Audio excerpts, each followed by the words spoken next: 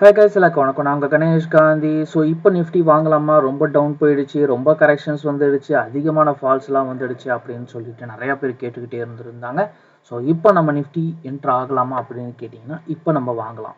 So Nifty PA number already recommend பண்ணிட்டு இருக்கோம். So 259 வார்த்தையை யூஸ் பண்ணியிருக்கோம். எதுக்காக நான் நிஃப்டி பி சொல்கிறேன் அப்படின்னா, மற்ற ஸ்டாக்ஸ் எல்லாமே பார்த்தீங்கன்னா அந்த 52 வீக்குக்கு நியரஸ்ட்டில் இருக்காங்கங்கிறதுனால அவங்க அந்த கரெக்ஷனை ஓவர்ஃப்ளோவாக யூஸ் பண்ணுறதுக்கான வாய்ப்புகள் இருக்குது. ஸோ எந்த ஷேர் ஏறும் அப்படின்னு ப்ரெடிக்ட் பண்ணுறது இப்போதைக்கு கொஞ்சம் கஷ்டம். ஏன்னா மார்க்கெட் நிஃப்டி ஏற சொல்லும், எது ரியாக்ட் பண்ணுதோ அதில் தான் நம்ம இன்வெஸ்ட்மெண்ட் பண்ண வேண்டியது இருக்கும். ஆனால் நிஃப்டி ஏறுதுன்னா கண்டிப்பாக நிஃப்டி பி ஏறும் இல்லையா? ஸோ அதனால் நம்ம நிஃப்டி பிஏ சஜஷன்ஸ் எடுத்துக்கிறோம். Okay fine. நிஃப்டி பிஏ நான் எதுக்காக எடுத்தேன்? ஆக்சுவலாக நிஃப்டியை வந்து நம்மளுடைய டார்கெட் வந்து 22,800 தானே ஃபாலோ ஆகணும் அப்படிங்கிற ஒரு கேள்வி வரும். ஸோ நம்ம நிஃப்டி பிஏ இதனால சரி நிஃப்டியை நம்ம என்ன பிளான் பண்ணியிருக்கோம்னா, இந்த 23,300 பிரேக் அவுட் ஆச்சு அப்படின்னா நம்ம உடனே கால் ஆப்ஷன்ஸ் எடுக்கிற மாதிரி இருக்கும். இது ஒரு மேஜரான ஒரு ஸ்டாப் லாஸ் பொசிஷன் இந்த 23,000ங்கிறது. ஸோ 23,000க்கு கீழே அவங்க விழாமல் சஸ்டைன் பண்ணுறதை வச்சு நம்ம கெஸ் பண்ண முடியுது மார்க்கெட்டை அவங்க எப்படியாவது மேலே எடுத்துகிட்டு போகணுங்கிற முயற்சி பண்ணுறாங்க அப்படிங்கிறது. எதுக்காக இவங்க இதை ட்ரை பண்ணுறாங்க அப்படின்ட்டு ஒரு ப்ரெடிக்ஷனுக்கு நம்ம ஃபண்டமெண்டல் அனாலிசிஸ் கோத்ரூ பண்ணோம் அப்படின்னா, 16, 17 2 நாள் தான் இதோட ட்ரேடிங் இருக்குது. 16ஆம் தேதி நமக்கு வாலட்டைல் இருக்கும், ஏன்னா வீக் எக்ஸ்பைரி இருக்குங்கிறதுனால. வீக்கெண்டுங்கிறதுனால ஃப்ரைடே பெரிய மூவ்மெண்ட்ஸ் கொடுக்காம இதை அப்படியே சஸ்டைன் பண்ணிட்டாங்க 17ஆம் தேதி வரையும் அப்படின்னா, நமக்கு 20ஆம் தேதி ட்ரம்ப்போட பிரசிடென்ட் ஆகிறார் இல்லைங்களா?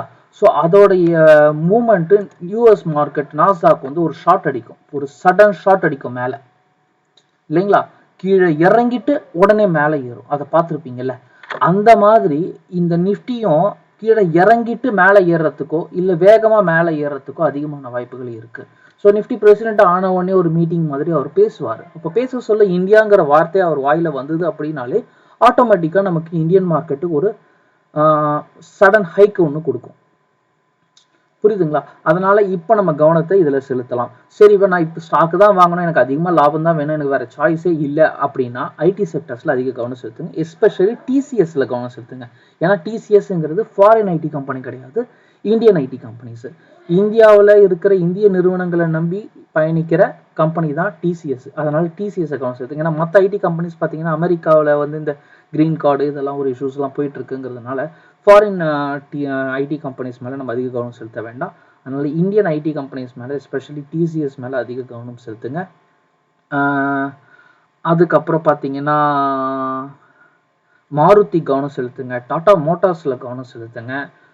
பேங்கிங் பப்ளிக் செக்டர் பேங்க்ஸ்லாம் இருக்குது பாருங்கள், அது கவனம் செலுத்த ஆரம்பிங்க. காரணம் பிப்ரவரி மாதம் நமக்கு ஆர்பிஐ மீட்டிங் இருக்குது,